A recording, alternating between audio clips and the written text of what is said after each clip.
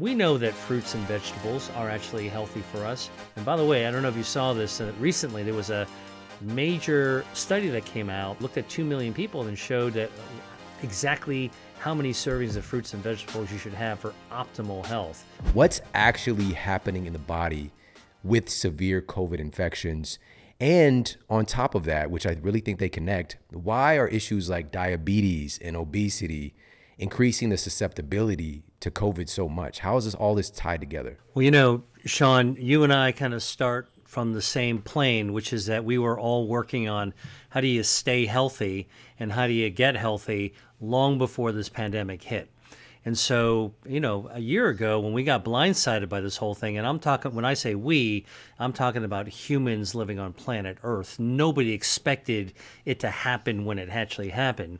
One of the things that actually, you know, I think that, you know, you and I shared offline is that, you know, those of us who actually are engaged in understanding health dove right into the data as it was unfolding to try to understand, why are we getting sick to begin with? I mean, the planet is filled with viruses. We don't normally get this sick. Like, we're not scared of viruses normally. We get a flu or a cold, not a big deal. But what was so special about this? And so, you know, I'm a physician, internal medicine doc, and also a research scientist. And that's what led me to start thinking about health and diet and lifestyle. But, you know, first and foremost, when I'm actually confronted with disease, I kind of go back to my wheelhouse to say, what's the physiology? What's the biology? What's the mechanisms of what's going on? And I'll tell you as a doctor, something that was really bizarre in March 2020, like when I watched the whole world kind of start to seemingly implode. Emergency rooms were filled, ICUs were overloaded, you know, bodies were building up. And the thing that was really odd was that the coronavirus was supposed to be a respiratory virus. You breathe it in. But there was a lot more going on than having the lungs get filled up with fluid and inflammation. That is a big problem by itself, but you started seeing all these other bizarre things. People were having strokes. People were actually having smell problems. Their hearts were having issues. They, in addition to their lungs, I even saw kidney problems, and even the toe would turn beefy red. That is not your typical garden variety virus. Not even a serious virus was doing this. And so, you know, one of the things that I dove into, I mean, literally into the deep end of the pool as a researcher, is to try to figure out what was going on. So I wound up, you know, this is what medical researchers are able to do. I wound up getting autopsy tissue from people who died of severe COVID. You know, most people are running away from this, from the burning house. I ran into it to try to get the tissue. And then we were able to actually put some very sophisticated research techniques to look at what was actually happening in the body, right? You know, when you and I have always talked about health, we're saying it's not just about your lifestyle and your diet. It's actually how your body responds. That's the physiology. The clues are in there. And so what we found was really astounding. Not only did I look in the lung and find inflammation and infection, but I saw the coronavirus invading the circulation, the blood vessels, the vascular cells making up blood vessels in the lung. And as the infection was hitting the blood vessels, you can imagine what could happen. Our blood vessels have to be slippery like an ice skating rink to allow all those blood cells to keep cruising through, delivering oxygen and nutrients to every cell in our body. And once those blood vessel cells are infected, the blood vessel itself starts to be damaged. And what I, you know, have once described as a smooth ice skating rink, right? After the Zamboni cleans up that ice, you could throw a sweater on the ice and go all the way across the rink. Once after a game, hockey game going on, you know, you can barely skate on the ice at all. It's like clumpy, right? And that's what was happening inside these lungs we saw in people who had acute severe COVID. That you couldn't actually get blood to actually flow through this. It was getting caught up. It was clotting. And these little microclots in the microvessels were happening everywhere. And suddenly there was an explanation, at least one ray of light that we started defining. And that's what was happening in the brain, in the toe, in the heart, and other areas. And so we published this in the New England Journal of Medicine to try to explain at least one layer of this onion peeled back. And I'll tell you, we are still peeling layers back from this onion. Yeah, this is fascinating. So this is really what we're thinking about is that this virus has a tropism towards the lung tissue, but it's not just the typical things you would think as far as like a respiratory, cough, that kind of thing, fluid, but this is translating over into the capillaries. We're talking about our circulatory system is really what's causing all of these kind of downstream effects that, and just even that in of itself is, I think, really contrary to what people are thinking about. So and how does the endothelium really play into this situation when we're talking about folks with pre-existing conditions like diabetes, for example? Maybe this is starting to explain why diabetes and obesity makes you so susceptible. Yeah, it's a great point. And again, it's an area that, as a researcher, I'm still working on. So we knew very early on that if you were an older person, or if you were obese, or if you had diabetes, they call it diabesity sometimes because they go hand in hand often. Why were these people more vulnerable? Now, they're not the only people that get COVID, but they were more vulnerable, especially at the beginning.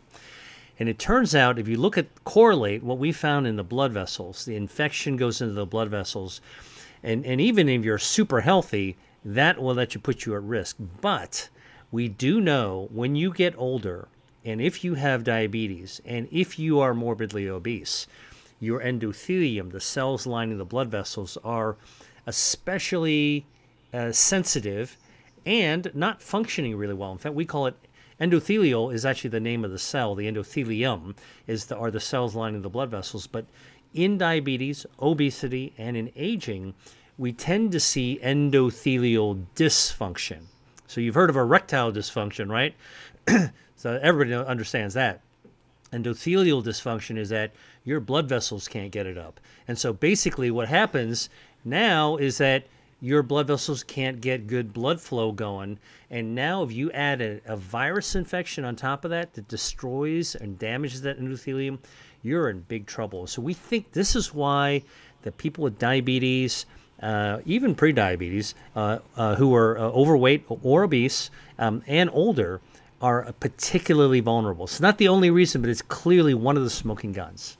This is incredible. So, and of course, this is why I'm so excited, because not only do you understand some of the root cause, like really looking at what's happening with our biology, but also looking at how we can, in no better terms, what are the nutrients and foods involved to basically provide some Viagra for our endothelium.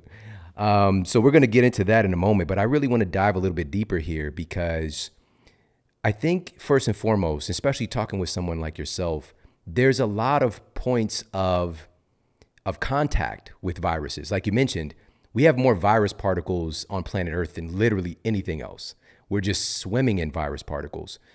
But we're constantly interacting with them and even sampling them. And I think that, especially when you see a lot of folks who don't have symptoms, or, maybe they don't even take the infection on, like, how is that happening? And I think there's one of those inception points, or interception points, should I say, kind of like Deion Sanders coming in and blocking the reception of the virus interacting with your cells, is our nose, for example. And so can we talk a little bit about that? What do you think about that? Yeah, well, so even though viruses are too small for us to see, we are literally, when we step outside of our house or even in our houses, we are actually walking through clouds of viruses. And viruses are also inside our body. And just like bacteria, we've got good bacteria, got bad bacteria. There's viruses that are actually not harming us and probably helping us. In fact, the term microbiome, everybody thinks about good bacteria and bad bacteria, but there's also a microvirome that lives inside us as well. We basically don't understand it, but my guess is that, we depend on viruses that can, continuously interact with our bodies, trigger interactions that actually help, frankly, stimulate our health is probably the way it goes. And there may be even interactions or reactions by the viruses that live in a harmless way inside us that might actually even benefit the body. So I think all this, there's like black box ahead of us that this pandemic has now opened our eyes to. We need to look into it. We always think about, like the bad guys, but I tend to think about like, well, what are the good guys doing too? If you had more good guys than bad guys, you tend to have an orderly society. And what makes bad guys go bad? Exactly. As well, there's usually a story behind it.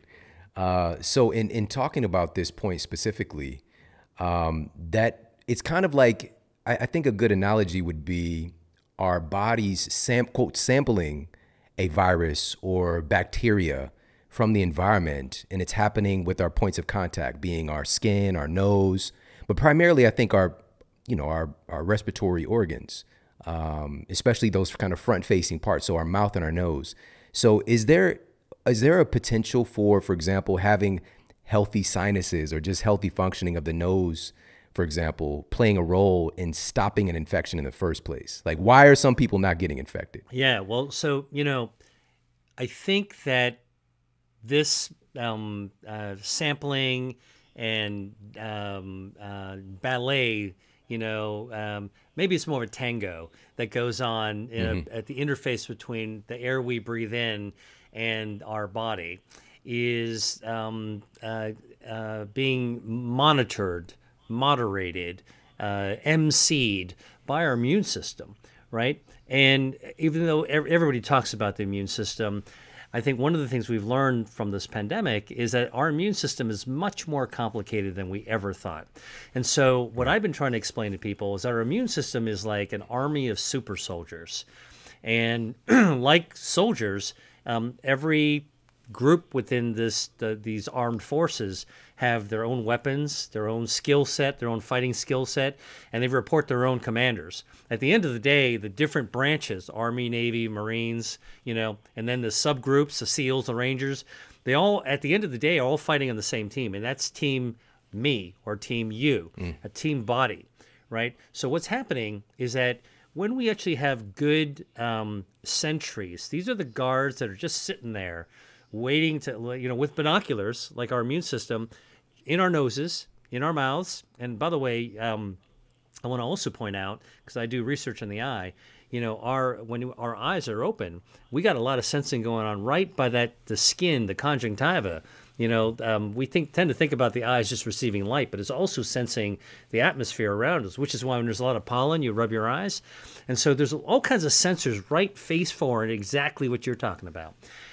And we've got antibodies, and we've got immune cells, our innate immunity that's sitting right there, the front gates. This is the front gate of our defenses are one of the intermediators, the guard, the sentry that actually samples who's come to the gate and decides if they like them or not. Let me see your passport, right? And so passport control, our TSA, Homeland Security of the body, actually is that very front gate. Now, when we talk about the super soldiers, if once you let, it's kind of like going through passport control. Once you go through your passport, you keep on going, there's still more cops on the other side. There's still more security on the other side checking you out, making sure you're doing all the right things. And I think that's what also happening in the body is that most of the bad viruses and bacteria are held at bay, no entry, banned. Okay, or we got to take you off to the side and tackle you, and that's basically how this front gate innate immune system works. Our antibodies, we've got IgA, immunoglobulin A, which is one of the different types of antibodies our body makes. They're nonspecific. They are just sitting there, armed and ready to take down a virus or a bacteria that might be coming up, and they just are looking for any kind of bad guys that need to stay out of the body. I love that so much. So we want a good security system, of course. And I love that you pointed this. That's such a great analogy of having the different pieces of the armed forces. One of those being that front-facing portion, one of those being where, today we know the vast majority of our immune system is hanging out in our gut and our gastrointestinal tract, for example. That's another point of contact and work. And so definitely we're going to talk more about that. But I just want to reiterate this again, because we're experiencing something incredibly challenging right now, but this isn't the last thing. We're continuously going to be exposed to novel viruses, novel strains of bacteria.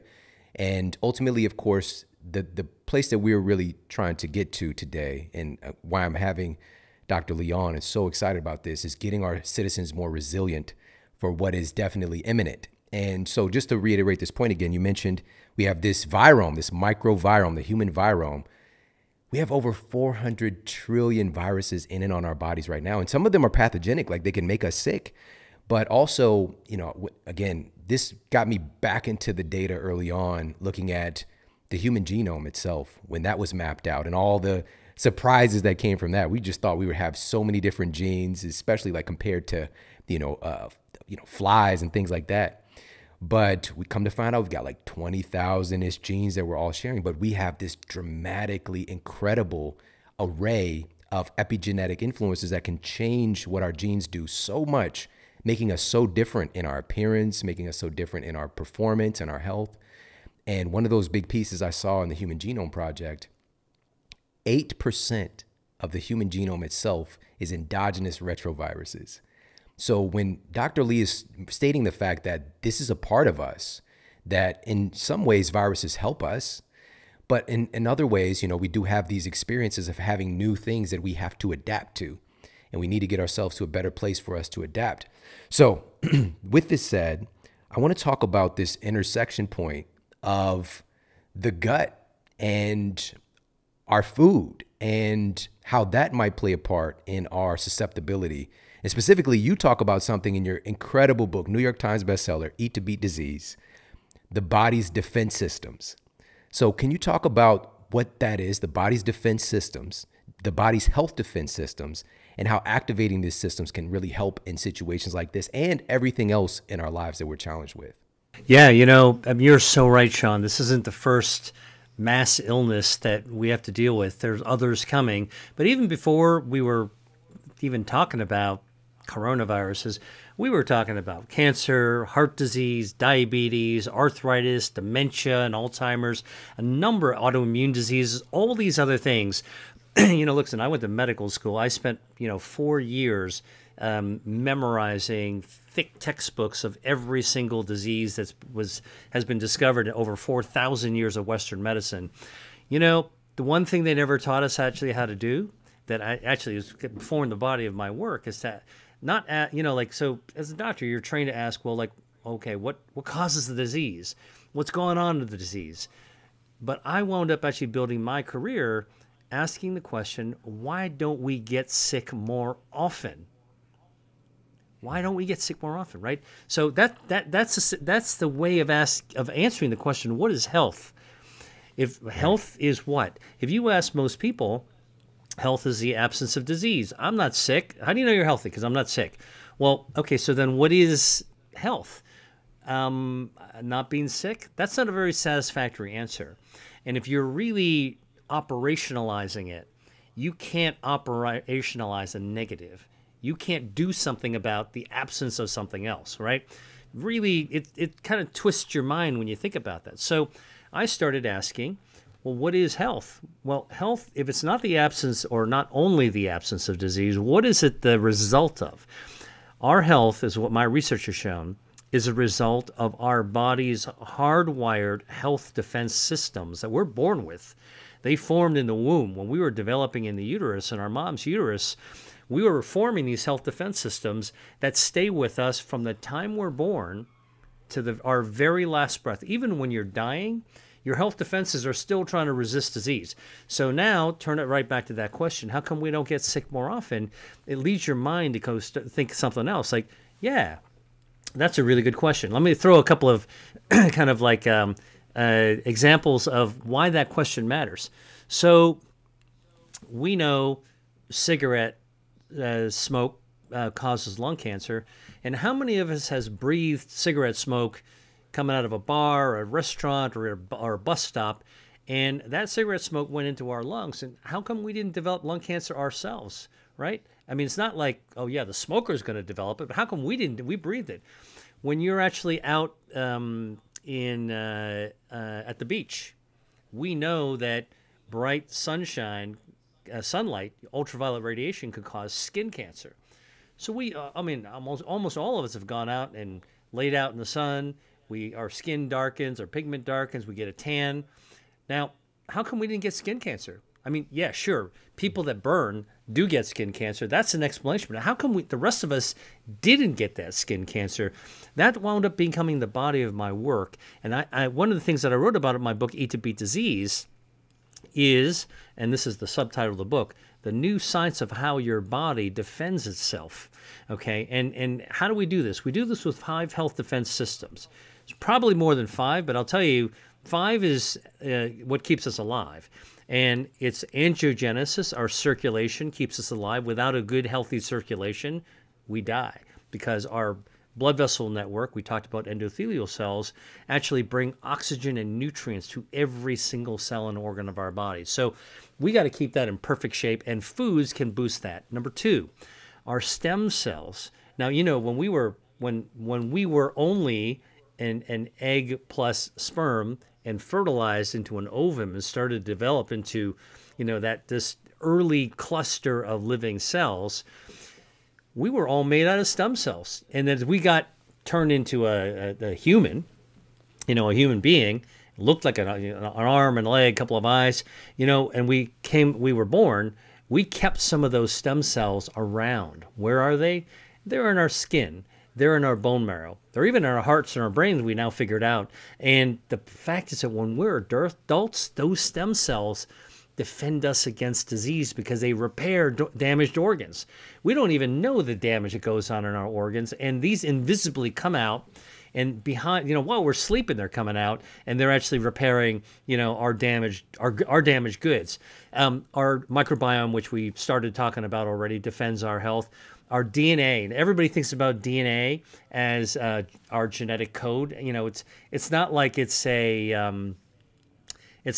it's a Rosetta Stone and you just kind of read through the code.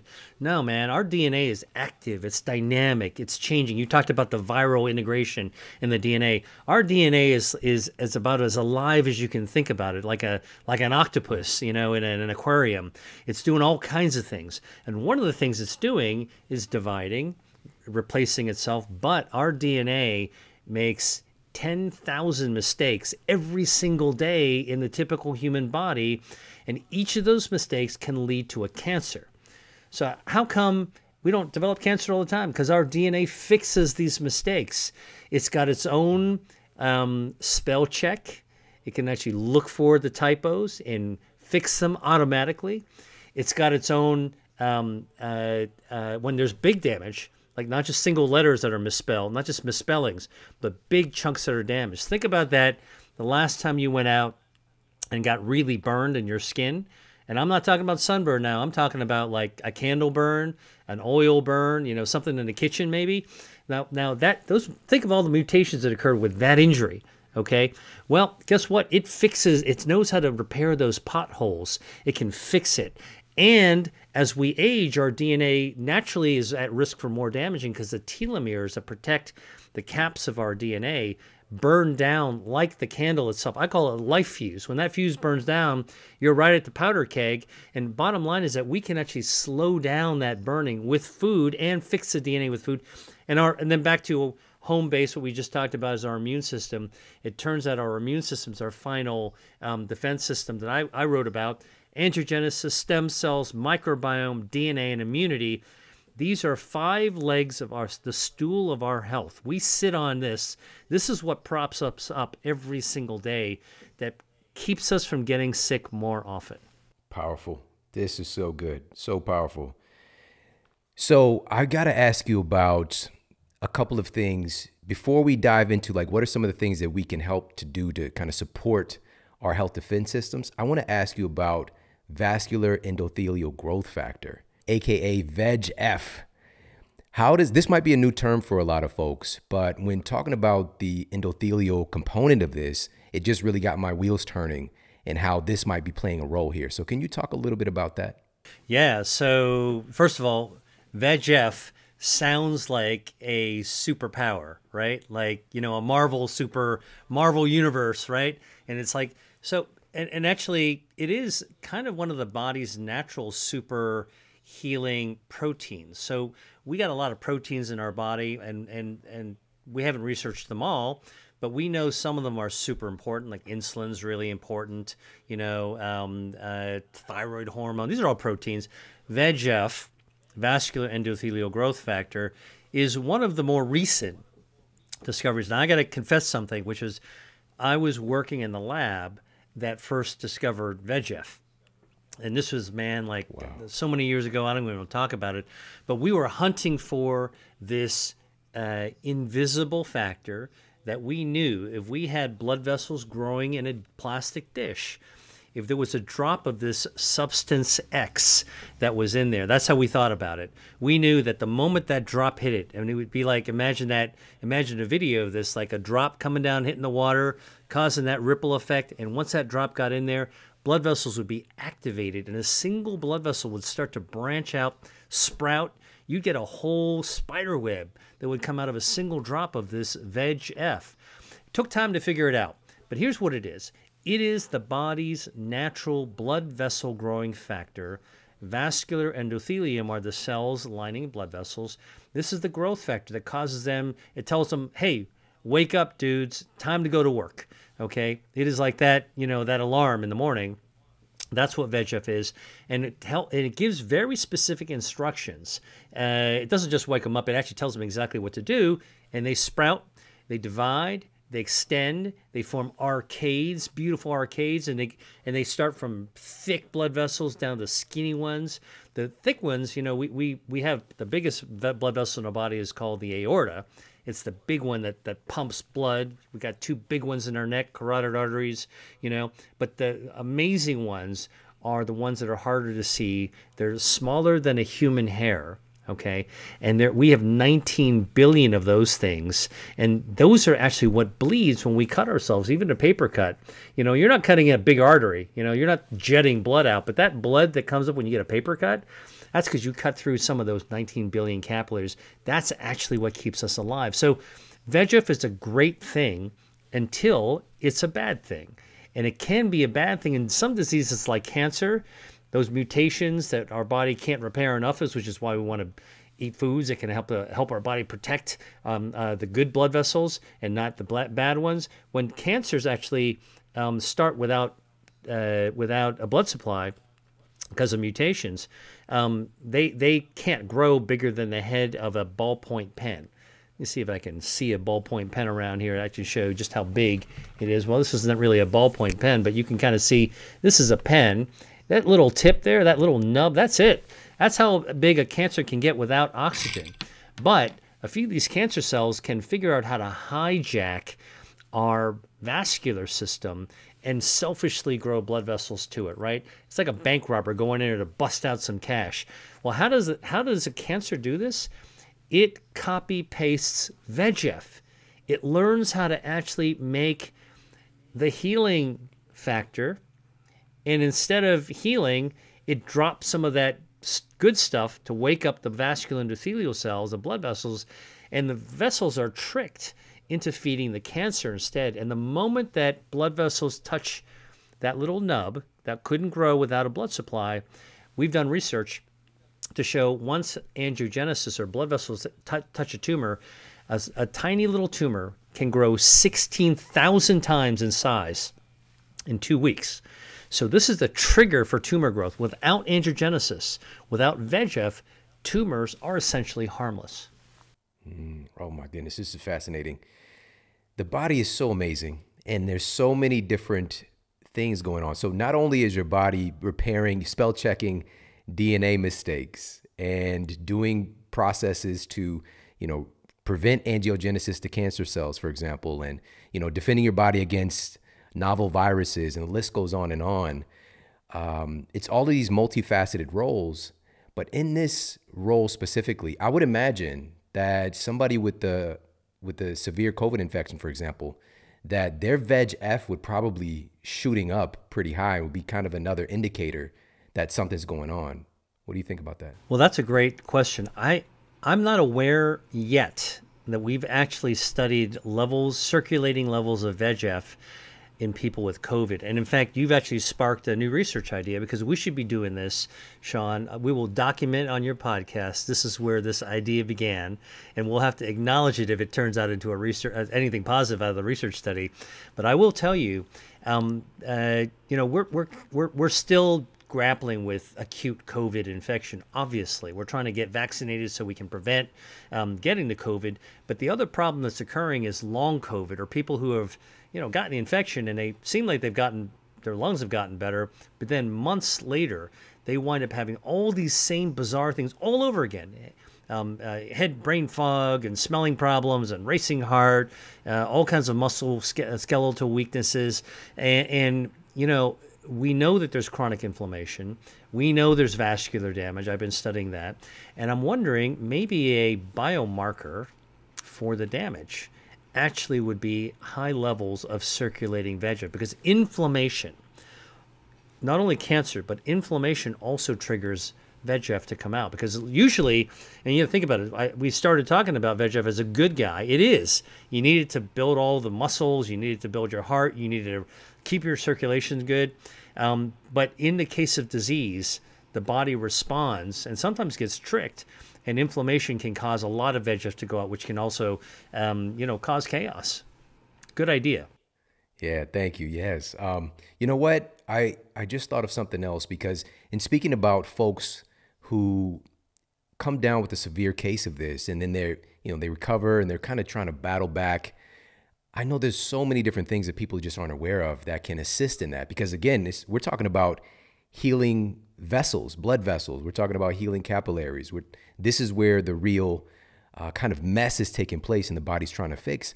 What do you think about something like hyperbaric oxygen, for example, to aid in that? I've been thinking about this, because I'm working with multiple groups now, trying to figure out how to help people who have survived COVID, but they're really struggling. And in some of the work I've done, we've been able to document literally people who are 6-9 months out of COVID. They're missing blood vessels, sometimes up to 50 or even 80% of their microcirculation. Those tiny little blood vessels in their lungs are missing, probably damaged by the virus itself. And how do you grow them back? Well, one of the things I've been thinking about is we need to heal up that injury caused by the virus, by COVID. And one of the things that we might be able to tear a page from the playbook of is wound healing. So hyperbaric oxygen is one of the tools that we use to be able to help people with chronic wounds that are not healing fast enough and they're at risk, to really prompt them to stimulate new blood vessel growth. And guess what hyperbaric does? Hyperbaric oxygen stimulates VEGF. It stimulates the superhero growth factor, the protein that grows new blood vessels. So I'm going to score 2 for you, because that's another way that might correlate with that growth factor as a biomarker in people who are actually trying to recover from long COVID, if we actually get hyperbaric on them. When you put me in the study references, make sure to put that handsome guy for the Model Health Show, Shawn Stevenson. Well, listen, I think you should be a co-author on it. I'll make you read the manuscript. Absolutely. So now I think it's a good point for us to dive in and share some of the things that you shared with me that was just like so eye-opening and refreshing. But proactively, what can we do? Because for me, and you know this about me as well, and everybody listening, one of my fundamental principles, one of the big tenets that I'm trying to integrate into our culture is the fact that our bodies are literally made from the food that we eat, and also the ability to run processes is all dependent upon food. When we're talking about blood vessels, they're made from food. They're made from your food, the things you're consuming with, water, oxygen you're breathing. It's creating the cells themselves. This stuff matters so much, and it hasn't been a big part of the conversation. And we can just add some things in here, some health defense systems to be more on the offense, And so you shared some things with me as far as food that was just so powerful. And let's talk about some of those right now. What are some of the foods that we can be targeting and eating and integrating to really to help us to build up some more resistance and resilience during this time right now? Well, listen, I think that if our body's health defenses are strong, that old adage of the best offense is a strong defense is really the lead that we should be all thinking about, every single one of us, whether you get the vaccine or not, whether you've had COVID or not, whether you're just, kind of going about your way. It doesn't matter your belief system. You got to believe in yourself, regardless of your philosophy.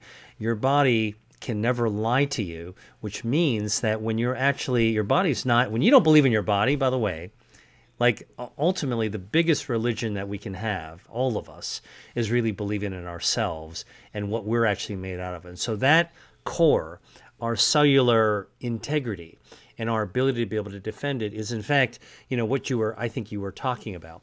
So what are some of the things that we can do, pandemic or not, but especially during a pandemic, that we can actually fortify our defenses?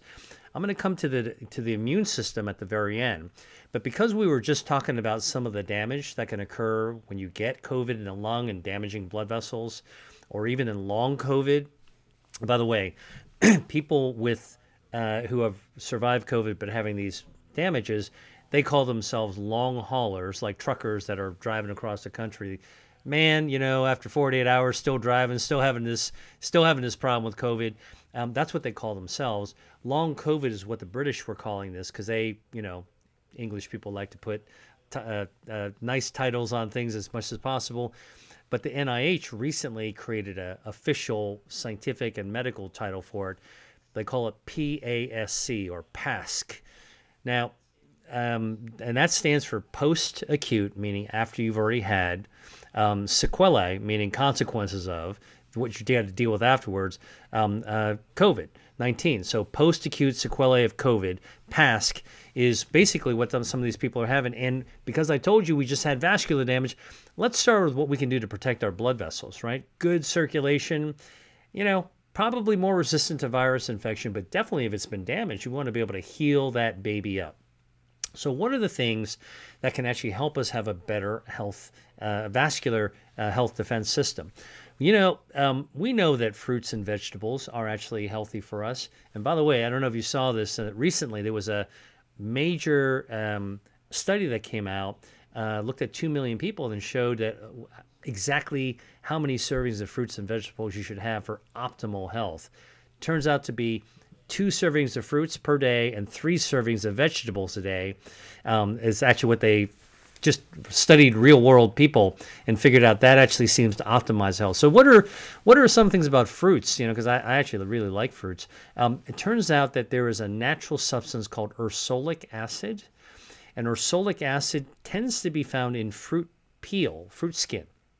So in the fall, when I actually eat fruit, I love to eat the skin. It's got a lot of fiber in it, extra micronutrients. And by the way, this would be the kind of the situation where I would tell people, if you're going to have the fruit skin, you probably want to have organic or organic-like grown, because you don't want to have that pesticides on it. You can't scrub that off very easily. But ursolic acid actually stimulates, guess what? VEGF in your body to help grow blood vessels. So, this is like a whole story we're telling in this podcast. Like every point actually connects to another point, and that's really what health is all about. Fruit skins. Now, listen, you want to eat some fruit skins. You can eat a whole apple, and you can get a fair amount of fruit skin. But I'll give you your viewers and listeners a super simple tip of how to eat a lot of fruit skin. Create a trail mix with good healthy nuts, but have dried fruits in it. Dried cherries, dried cranberries, dried blueberries, dried apricots. That's a way of shrinking down a pretty big mass of fruit into tiny little things you can just pop. You can throw that down the hatch and get a lot of that fruit skin. So that would be one example of how we can do it. Barley is another example of a food that actually has this bioactive in it that actually stimulates angiogenesis. And mushrooms also have beta-D-glucan that can also help groom our vascular endothelium, those cells around our blood vessels, to keep it healthy. Oh, that's perfect. So this is addressing one particular area, and it's incredibly insightful. And my son, Jordan, he's a personal trainer now. He's creating his own programs, helping people, working with kids. It's amazing. One of the things that he's always doing on social media is showing people the unique ways that you can eat fruit. So he's like eating the whole kiwi, which you would think just to peel off that kind of fuzzy skin. But, this is another thing that you could take advantage of. Yeah, that's right. There's all kinds of little tips. One of the things I love about food, so I always tell people I'm not one of these doctors that rejects modern medicine, and I somehow got on the veggie craze. So I stand up on a podium and wave a kale leaf. I'm not one of those guys. Actually, I helped to develop biotech drugs, so I'm a big believer in the right medicine for the right person at the right time. That's important, but the missing tool in the toolbox is our diet and our food. When it comes to food, I tell people I actually love food. I wouldn't say I love eating. Like I'm not, I don't love stuff in my face, but I love food. I love food, Sean, because it tells us something. Everybody's got a connection to food. It's intimate. Food tells us something about our upbringing, how we grew up, what we remember, our earliest memories with our families, our moms, our kitchens we grew up in, the smells when we were coming back from school. It tells us something about our families, our communities, our culture. And so everybody has this very complicated, very personal, intimate connection with food. And that's the great thing about it, is that you can always explore something new about how to eat foods. And if you're someone who's like me, curious about cultures, you can go out and explore new cultures. It's like, and in today's digital world, you can pick up a food that you don't know much about. Like, I'll give you one, bitter melon. The heck is a bitter melon? Well, it's a Southeast Asian, it's kind of like a cucumber. It's a little hairy. It's got grooves in it. And if you were to eat it and taste it, and you don't know how to prepare it, man, is that thing bitter. But if you want to actually skin it, seed it, chop it up, put it in some vegetable stock, slowly simmer to soften up the melon, okay? And then cook it with some fish or some chicken, and that animal protein complements the bitterness, and cooking it mellows the whole thing out. Guess what that turns out to do? It actually stimulates your stem cells, protects your DNA, and boosts your immunity at the same time. And guess what? Bitter melon has always been a traditional medicinal food in Southeast Asia. Like, man, I love that kind of stuff. And you can go on YouTube and search bitter melon recipe, and you can watch somebody cook it for you. So good. Yeah. I haven't thought about bitter melon in quite some time. That's one of those foods that also has some benefit with insulin resistance, for example. Exactly. That's the thing too, is like, it's typically not just one thing that a food is good for, because your body is not compartmentalized. If it's good for one thing, it's probably good for a lot of other things. You said something to me the other day when we were talking about broccoli sprouts that really tripped me out. Can you share that? Yeah, well, so another immune system, defense system that we want to boost these times is our immune system. And so one of the first things I did at the beginning of the pandemic was go back to my playbook to say, okay, so what can actually amp up that front line of defense, right? We're talking about those sentries, that passport control that can prevent viruses from coming in. Well, here's what I did.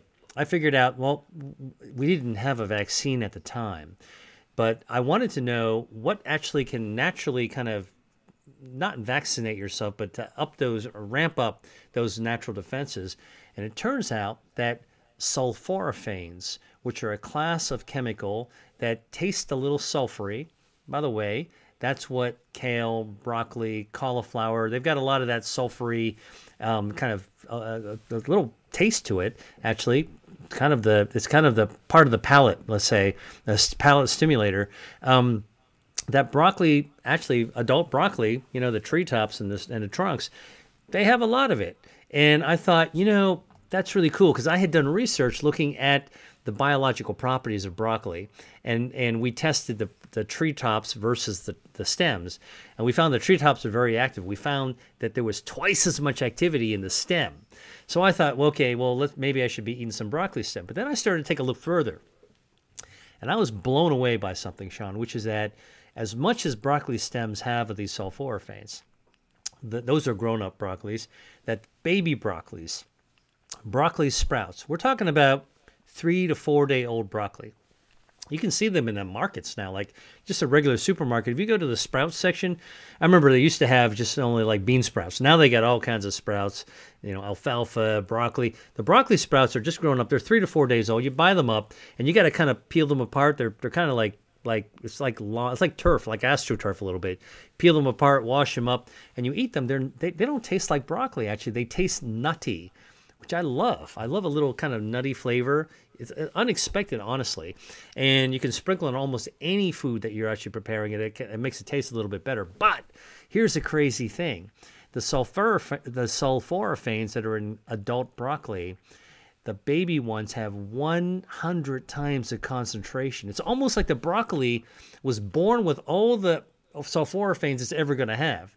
All right, and then a tiny little sprout. And as it grows up and extends and turns into this gigantic thing, right? Think Jolly Green Giant, right? It's big. It distributes all the broccoli, the sulforaphanes that started in the entire body of the broccoli. So broccoli sprouts have a lot of sulforaphanes. And then here's really the kind of the punchline. Turns out research has been done showing that if you drink a shake made out of broccoli sprouts, a couple of shakes actually a day, and just a cup of broccoli sprouts put into a shake, and then you get actually a flu vaccine. So this isn't COVID. This is just regular old, garden variety flu vaccine, which everybody should get. And you also drink the broccoli sprout shake.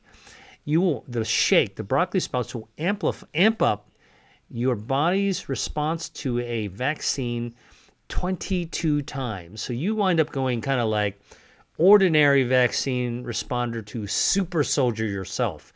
You just like really amp your defenses. And when they actually studied in these people, these are young people, healthy people, their T cells and natural killer cells, they were amped up beyond, and more defense cells, immune cells, and more killing power within each of those cells against the virus. And then when they actually swabbed to look for viruses, right?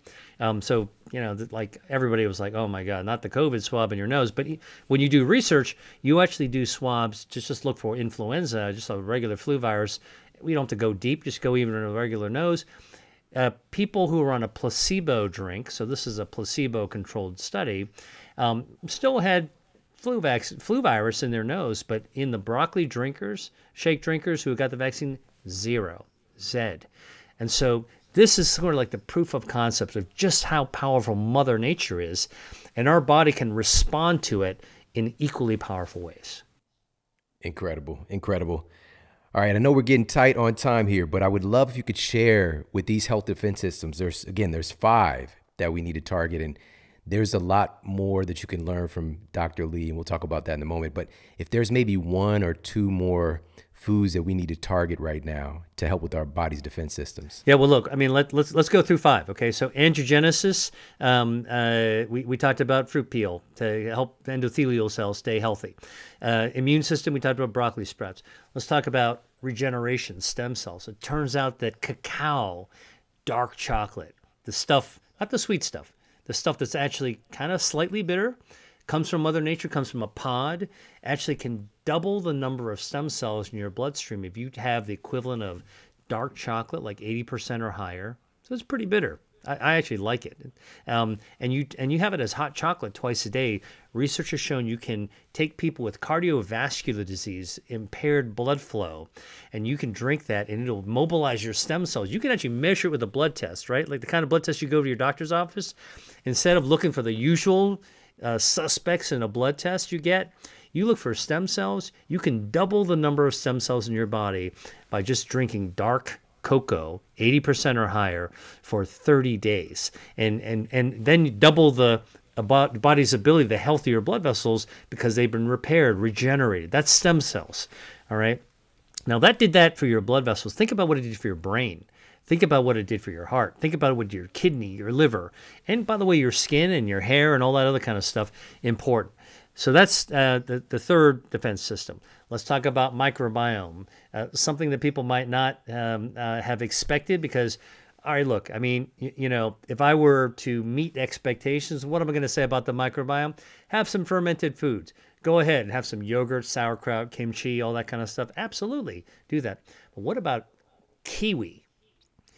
What if I told you, because you talked about kiwi earlier, made me think about it. Now, what if I told you that having, kiwi is a great source of vitamin C, which is good for your immunity and lowering inflammation, but it's got a lot of fiber in it, and a surprising amount of fiber in just the green stuff. If you eat the skin, it's got a ton of fiber, but just the green stuff actually has a lot of fiber. You can taste it when you're eating a kiwi. If you actually chew it, you can taste the fiber, although it kind of goes down really easily. Turns out eating just one kiwi a day will quickly start to change the number of healthy gut bacteria in your body. And it only takes like 24 hours to cause that benefit.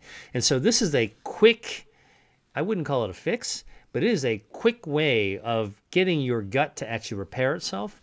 And so microbiome, kiwi. Now let's go for DNA repair, because I love the idea of DNA, of fixing your DNA, your like own gene therapy. Here's something that most people will take them like by surprise. There's a lot of things, like antioxidants, do all that kind of stuff. What if I told you that sunflower seeds can actually slow down the degradation of your telomeres? So these are the life fuse, that thing that protects your DNA. Okay, that burns down slowly as we get older, and you want to slow that burn down. Okay, who wants to get older? We do all want to we want to age great, and we want to make sure as we're aging, our DNA is not burning down too fast. What are things that happen as we age and our DNA gets shorter? Our hair starts to fall out, starts to turn gray, our skin gets wrinkly, our heart function gets less vibrant and powerful as before, so we tend towards heart failure. Our eyesight goes down. Our retina, the neuroretina, which receives light, transmits to our brain, starts to fade. What's the common denominator of aging in all of those cell types? Is our telomeres are getting shorter and shorter and shorter and shorter. Remember that powder keg I was telling you about? When you get down to the powder keg, man, game over, right? You can't run away from that blast far enough. And so basically what you want to do is slow that fuse down. Turns out that sunflower seeds can actually naturally slow down telomere degradation. And so that's another one. So 5 health defense systems. I'm trying to see if I can remember this quickly. Angiogenesis, dried fruit, regeneration stem cells, dark chocolate, microbiome, kiwi, DNA, sunflower seeds, immunity, broccoli sprouts. Listen, I write about more than 200 different foods, but I was trying to bring up some stuff that most people might not have thought about for this podcast. So many good ones, and also throwing in here some insights about bitter melon and VEGF throughout the episode. So many incredible things. And Dr. Lee actually has a deep dive into all of these different health defense systems that people can get access to. And number one, this is something coming from a researcher, scientist like Dr. Lee. This is something to share with our friends and families, something to share with our parents right now, in particular our grandparents, who, again, when we talk about this level of susceptibility, really, what are the things that we can do to address all 5 of those health defense systems? And you have an incredible new online course that you put together. Can you let everybody know about that and also how they can get access to it? Yeah, well, listen, when I wrote my book, Eat to Beat Disease, I never set out to create an online course. But what happened was I got hundreds and then thousands and then tens of thousands of people contacting me, asking me for more information. And, my book is pretty thick, Eat to Beat Disease, but you can only put so much into a book. And so what I decided that I needed to be able to do is to take the information, the research I did, and I'm still doing that went into writing the book, and figure out a way to share that in a scalable way. And as of last week, I was counting, like on a typical week, how many places people contact me from. Last week, I had people from 15 different countries coming at me, asking me for lots of questions about food and health. And so I decided to create an online course. By the way, so I don't just write books and do online courses and do podcasts. I'm a researcher. I'm a physician. I'm trying to do pandemic research and COVID research. I'm doing this because I really felt like it was I need to be able to share this information out. So I created an Eat to Beat Disease online course. It's a 4-week program. It's got weekly videos. It's got a workbook I developed to really engage people with tons of lists of foods. One of the things that I really I believe in seriously is actually to create live time with me, office hours. I call it because I used to teach in colleges and high schools and in medical schools. So I have weekly office hours with me where people can actually interact and ask me questions. And I have something called Quans, Qans, and it's exactly what it sounds like, questions and answers, where people can ask me questions, I answer them.